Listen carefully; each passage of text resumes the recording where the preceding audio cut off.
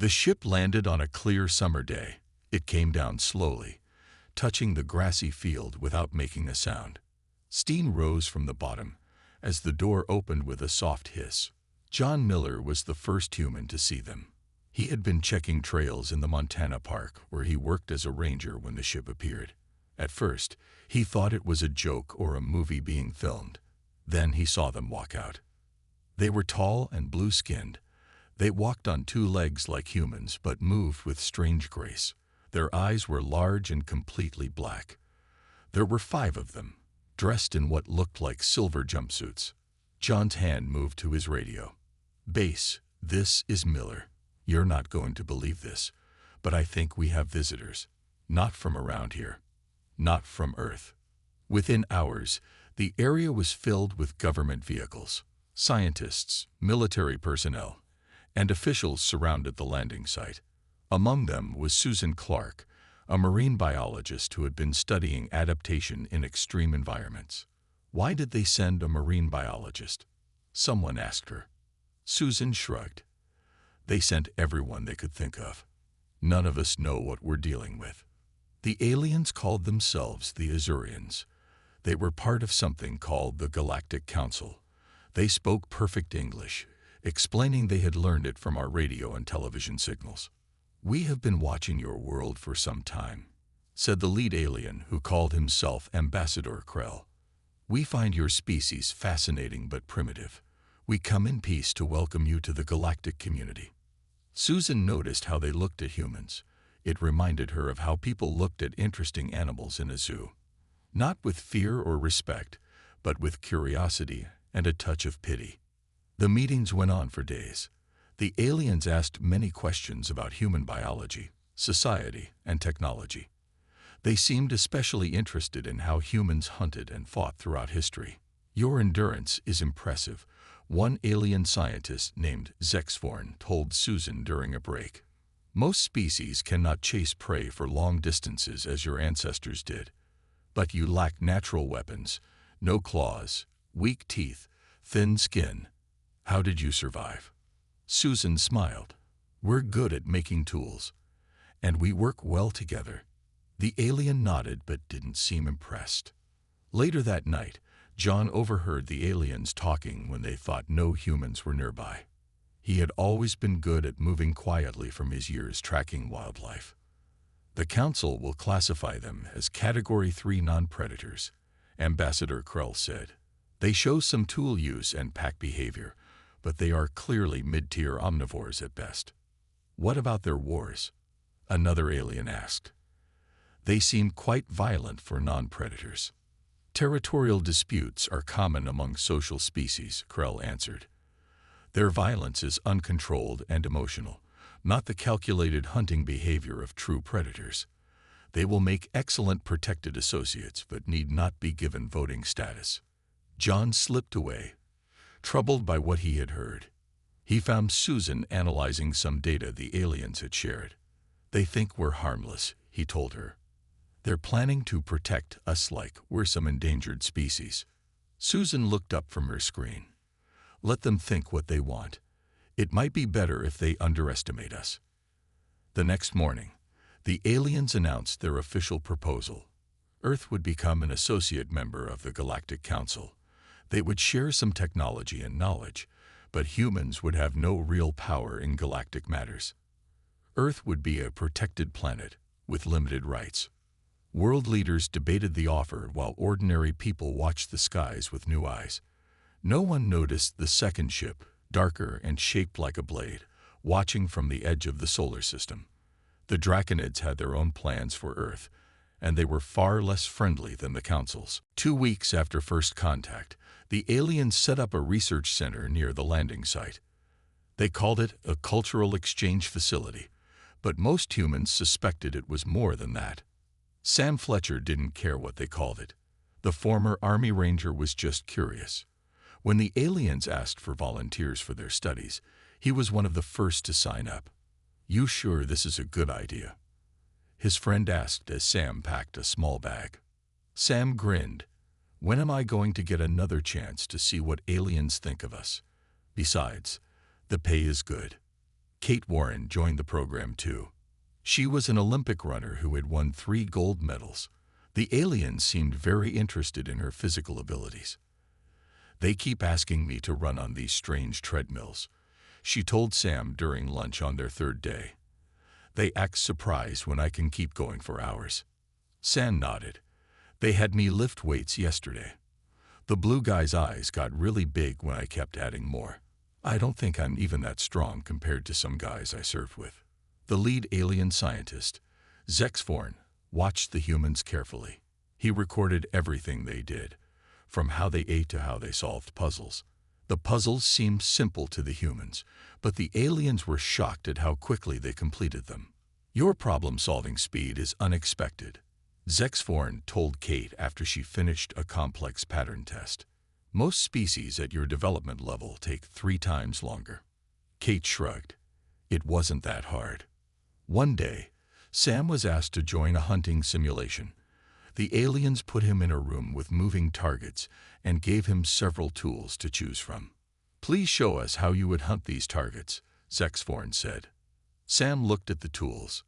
There was a spear, a net, a bow and arrow, and some rocks. He picked up the bow and arrows. Can I see how the targets move first? He asked. Zex Forn seemed surprised by the question, but started the simulation. Sam watched the movement patterns, noted where targets appeared most often, and then positioned himself in the best spot. Within minutes, he had hit most of the targets. You waited and observed before acting, Zex Forn noted. This is unusual behavior for non-predator species. Sam raised an eyebrow. Non-predator. Humans have been hunting since we first walked upright. The alien made a noise that might have been a laugh. Your species eats plants and occasionally meat. You have no natural weapons. You are what we classify as opportunistic omnivores, not true predators. Meanwhile, far above Earth, the Draconid ship moved closer. Captain Vexral watched recordings of the human tests with great interest. These creatures show surprising potential, he told his officers. The Council is wrong to classify them so low. They would make excellent workers in our mining operations, perhaps even soldiers with proper training. His second-in-command looked concerned. The Council has claimed this planet as a protectorate. We cannot simply take humans. Vexral's mouth formed what might have been a smile, showing rows of sharp teeth. The Council makes too many rules. We will take a small group first. Their moon base would be perfect, isolated, with only 30 or so humans. A test case. Back on Earth, Sam and Kate noticed the aliens changing some of their tests. Now they wanted to see how humans responded to stress, fear, and danger. The simulations became more intense. After one particularly difficult test involving extreme temperatures, Sam confronted Zex Forn. What are you really looking for here? This doesn't feel like cultural exchange anymore. The alien hesitated before answering. We are trying to understand your capabilities. Your species is difficult to categorize. What Zex Forn didn't say was that the Council was becoming concerned. Humans were showing traits that didn't match their biological classification. They were too clever, too adaptable, and too good at solving problems designed for predator species. But they still didn't consider humans dangerous. That mistake would cost them soon. 6 months passed since the aliens first landed on Earth. Humans shared their technology with the Azurians, and the Azurians shared some of theirs. Not their best technology, just enough to seem helpful. Most people felt the aliens were holding back.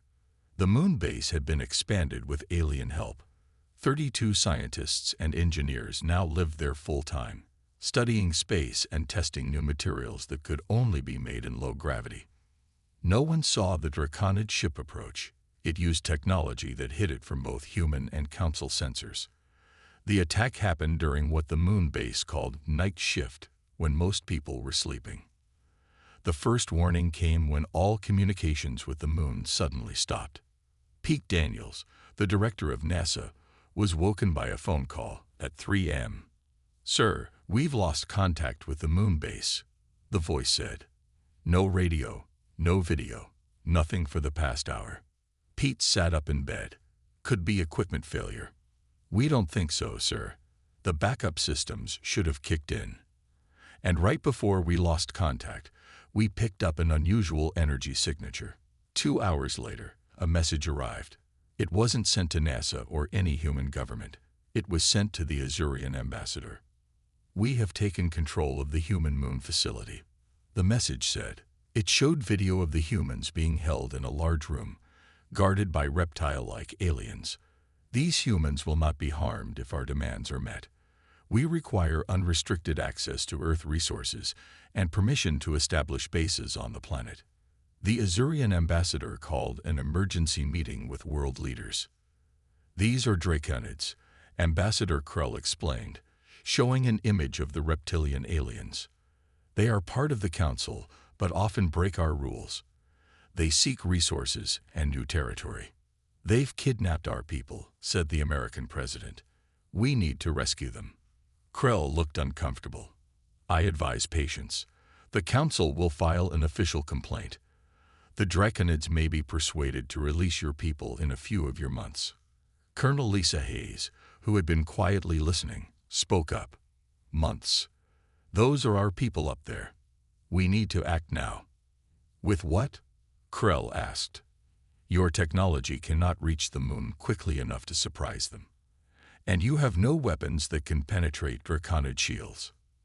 After the meeting, Lisa found Pete Daniels in the hallway. They think we're helpless, she said quietly. Pete glanced around to make sure no aliens were nearby. Maybe that's an advantage. Meet me at Hangar E in 2 hours.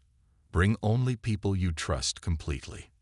When Lisa arrived at the secret hangar, she found Pete with a small team of military personnel and engineers. At the center of the group stood Major Alan Carter. He had been a Special Forces operative before joining the space program. We've been reverse engineering some of the alien tech, Pete explained, pointing to a modified shuttle. It's not perfect, but it's better than what they think we have. Alan stepped forward. We've put together a rescue team. Small, fast, under the radar. The aliens don't think we can reach the moon without their help, and they certainly don't think we can fight the Draconids. Lisa nodded slowly. The Council believes we're just clever animals, not predators. That's their mistake, Alan said with a grim smile. Humans have been hunting and fighting since the beginning. We know how to take back what's ours. The plan came together quickly. They would launch the modified shuttle under the cover of a scheduled satellite deployment. The shuttle had been fitted with reverse-engineered alien cloaking technology that would hide it from Draconid sensors. The rescue team consisted of 6 people. Alan, 2 Navy SEALs, an Air Force pilot, and 2 engineers who knew the moon base inside out. They carried weapons developed by studying alien technology. As they prepared to board the shuttle, Pete gave them final instructions. This mission doesn't officially exist. The Council thinks we're sitting here waiting for their diplomatic solutions. Let's show them what humans do when our people are threatened. Lisa watched the shuttle lift off, vanishing into the night sky.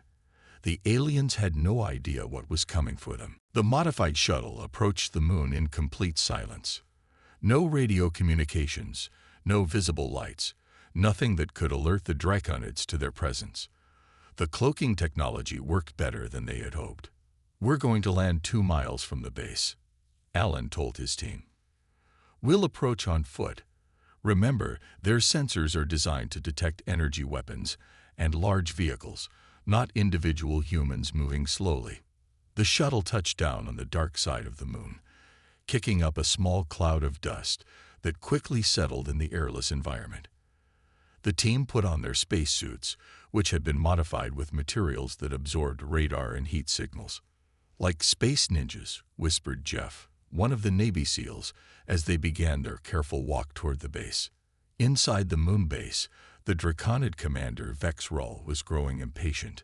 He paced back and forth, his clawed feet clicking on the metal floor. The humans should have responded by now. He hissed to his second-in-command. Why haven't they begged for their people back? Perhaps they are discussing it with the Council, the other Draconid suggested. Vex Rull snorted. Weak creatures. They rely on others to solve their problems. One of the human hostages, a scientist named Diane, watched the aliens carefully. She had been studying their behavior since they took over the base.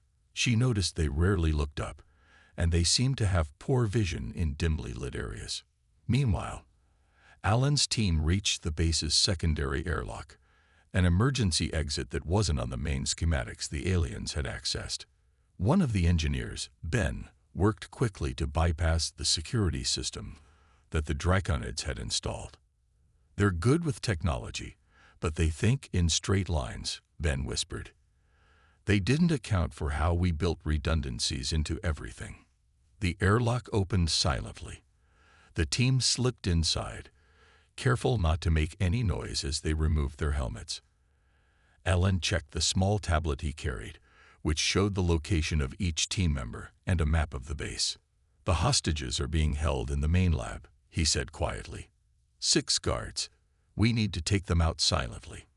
The team split into pairs, moving through air ducts and maintenance tunnels that the tall Draconids couldn't easily access. Humans had built this base with human dimensions in mind. In the security center, a Draconid guard yawned, showing rows of sharp teeth. He glanced at the monitors but saw nothing unusual. The humans were still in the lab, sitting quietly. The guard didn't notice the small shadow that moved behind him until it was too late. One by one, the team disabled the guards throughout the base. They used tranquilizer darts developed from studying alien biology and hand-to-hand combat when necessary. No shots fired, no alarms raised. But their luck couldn't last forever. As they approached the main lab, a guard spotted them and shouted an alarm. The element of surprise was gone. "Change of plans," Alan said into his comm. "Full assault. Get the hostages out through the emergency tunnels." What happened next was captured by the base's security cameras. Later, those recordings would be studied by alien scientists across the galaxy. The human team moved with a speed and coordination that stunned the watching Draconids. They didn't fight like frightened prey animals. They didn't run when injured. They advanced like hunters, working together to isolate and take down stronger opponents. Vexroll couldn't believe what he was seeing. One human, a female SEAL named Linda, took a glancing hit from an energy weapon. Her arm was badly burned, but she kept fighting, switching her weapon to her other hand without even slowing down. "What are these creatures?" Vexroll hissed as he watched the humans systematically clear the room.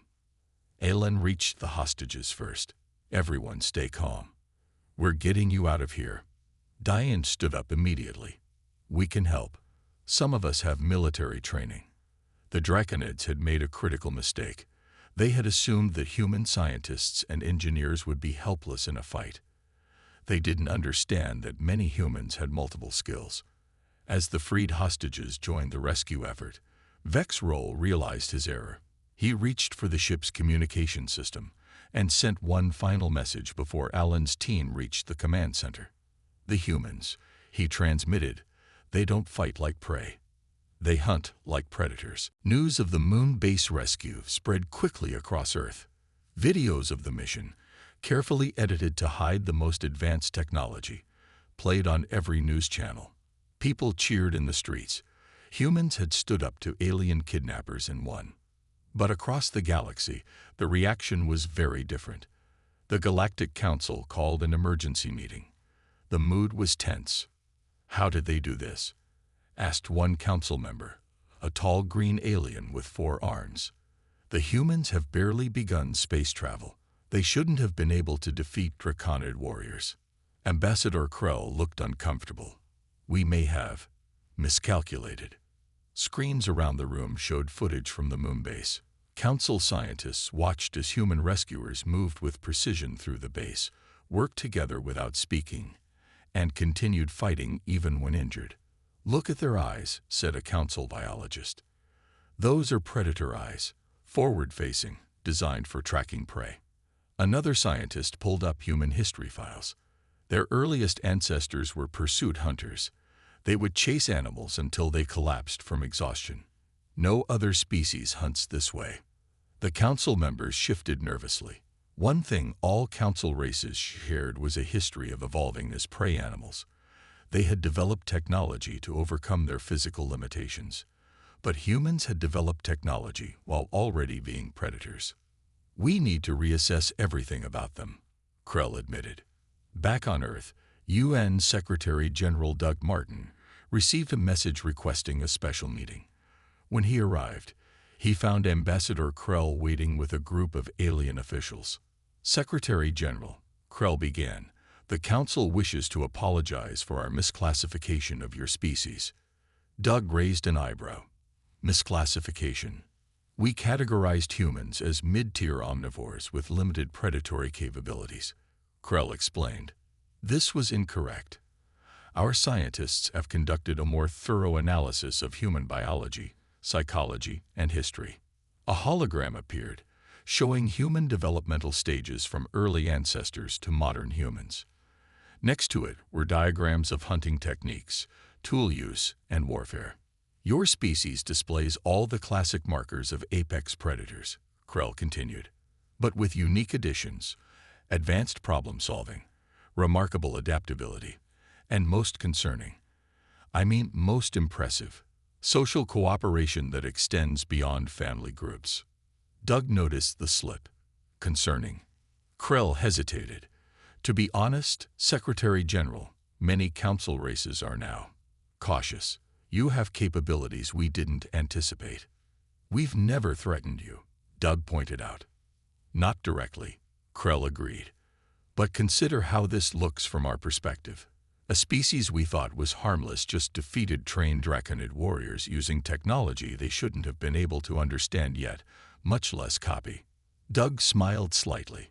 Perhaps you should have asked more questions before deciding what we could understand. Across the world, ordinary humans began noticing subtle changes in how the aliens behaved around them. The Azurians moved more carefully, maintained greater distance, and seemed more respectful. Some people found it amusing. Others found it unsettling. At the University of California, anthropologist Olivia Wright was studying these behavioral shifts. They're exhibiting classic responses to perceived threats. She explained to her colleague, psychologist Ryan Foster. They're treating us like we're dangerous. Ryan nodded. Aren't we? Look what happened when they took our people. Olivia typed notes on her tablet. The interesting thing is that most humans don't think of themselves as predators anymore. We've built societies where that instinct is controlled. But it's still there, Ryan said quietly. Push us hard enough, threaten our own, and we remember how to hunt. In the council chambers, a new classification was being created. Humans would no longer be listed as Category 3 non-predators. They were now Category 1 potential threats, while publicly being called valued partners. New protocols were established for all interactions with humans. The key instruction, highlighted in red at the top of the document: always remember they are predators. Approach with appropriate caution. 2 weeks after the moon base rescue, the Galactic Council held a special session. The large chamber was filled with representatives from 50 different species. The topic: what to do about humans. Nim Exor, the Council's leading expert on biological classification, stood at the center of the room. The small purple alien looked nervous as the holographic displays around him showed images of humans throughout history. My colleagues, I present our complete reassessment of human capabilities, Nim Exor began. We have made a serious error in our initial classification. The images changed to show humans hunting, building cities, fighting wars, and exploring space. Humans display all classic apex predator behaviors, Nim Exor continued. They have forward-facing eyes for depth perception when tracking prey. They can follow tracks and signs invisible to most species. Their running endurance exceeds nearly all known life forms. A council member interrupted. But they have no natural weapons. No claws, weak teeth, thin skin.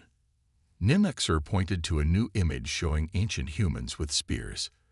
They don't need natural weapons. They create artificial ones superior to anything evolution could provide. And they have been doing this for thousands of years. The chamber grew quiet as video played of military training exercises, hunters tracking deer, and special forces conducting night raids. Most concerning, Nimexer said, is their pack hunting behavior. Most predator species hunt alone or in family groups. Humans form complex hunting parties with unrelated individuals. They can coordinate without making noise, using only hand signals or previously agreed plans. Ambassador Krell stepped forward, and now they have our technology.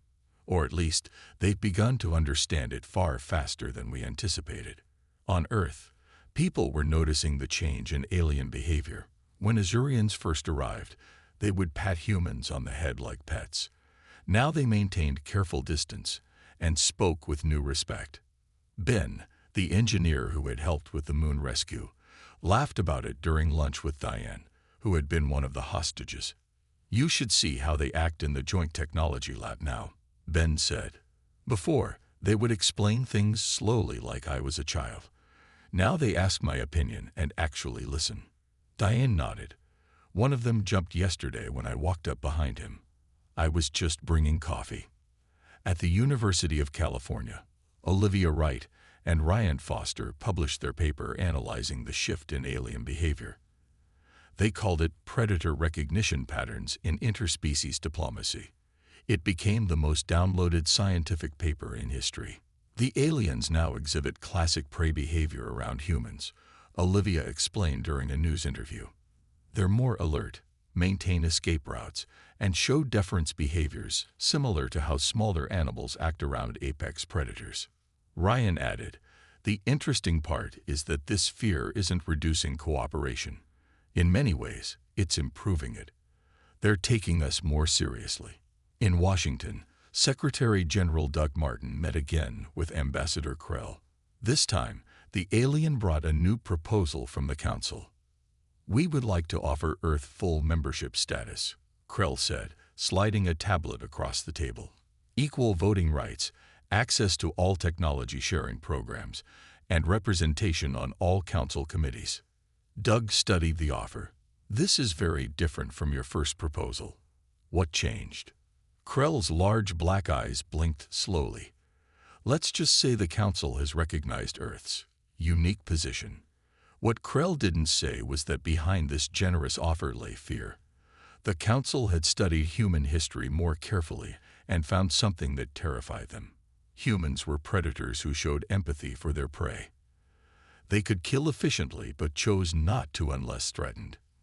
No other predator species in the galaxy showed this combination of capabilities and restraint. The Council had created a secret new classification for humans: Class A potential threats. The internal report concluded with a warning. This species evolved to chase down and kill other creatures. When threatened, they revert to these instincts with frightening efficiency. Approach with extreme caution. 1 year after the Draconid incident, Earth had changed in ways few could have imagined. With full membership in the Galactic Council, humans were traveling to other worlds, learning alien sciences, and establishing themselves as a major power. Captain Grace Martinez stood on the bridge of the EA's Pathfinder, Earth's first official interstellar vessel. Though built with alien help, it was commanded and crewed entirely by humans. Grace had been chosen not just for her experience as a Navy pilot, but for her calm under pressure. "Captain, we're picking up a distress signal," said her communications officer.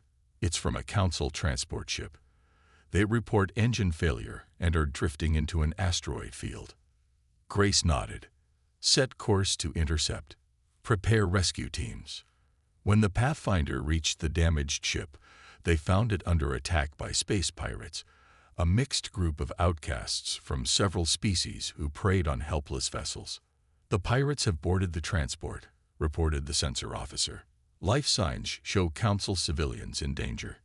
Grace didn't hesitate. "Launch rescue teams. Non-lethal measures where possible, but the safety of those civilians is our priority." The human rescue team moved through the transport ship with now familiar efficiency. The pirates, expecting easy prey, found themselves facing coordinated hunters. Within 30 minutes, all civilians were secure and the pirates were captured. The council ship's captain, a tall Azurian, approached Grace after the rescue.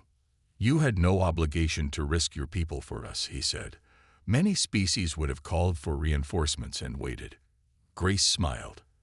"That's not how we do things. We couldn't just watch while people were in danger." The Azurian tilted his head. "Your species continues to surprise us." News of the rescue spread quickly through council space. It painted humans in a new light, still dangerous, still predators, but predators who protected rather than threatened.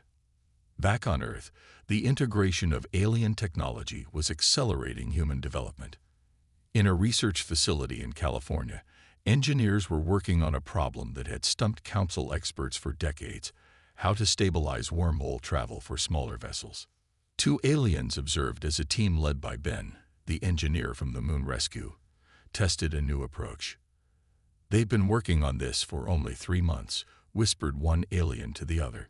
"Council scientists have tried for 20 years. "It's how they think," replied the second alien. "They approach problems like predators approaching prey. They look for weaknesses, test different angles of attack, and never give up." They watched as Ben's team successfully created a stable miniature wormhole. The room erupted in cheers. "The scariest thing about humans isn't that they're predators," said the first alien. "It's that they're predators who want to be friends." The second alien nodded. "Let's hope they keep wanting that." In the council chambers, a new understanding was forming. Human representatives weren't just tolerated, they were actively sought out for their unique perspectives. The very traits that made humans predators, pattern recognition, risk assessment, and cooperative hunting, made them exceptional problem solvers and diplomats. At the United Nations headquarters in New York, Secretary General Doug Martin met with Ambassador Krell. They stood by a window overlooking the city where alien visitors now walked freely among humans. "The Council has approved joint military exercises," Krell said, "something they would have considered unthinkable a year ago." Doug smiled. "Times change." "Indeed," Krell agreed. "My people have a saying: know the nature of your neighbor. We thought we knew humans, but we only saw part of the picture." "And now?" Doug asked. "Now we see more clearly." Krell looked out at the city. "You are apex predators, yes, but you're also builders, explorers, and protectors. That combination doesn't exist anywhere else we've found in the galaxy." As night fell, the stars above Earth seemed closer than ever before. Humans had found their place in the galactic community, respected, slightly feared, but ultimately proving that being apex predators had made humans not just survivors, but pioneers. The very instincts that had once helped them hunt mammoth now drove them to explore stars. And the galaxy would never be the same.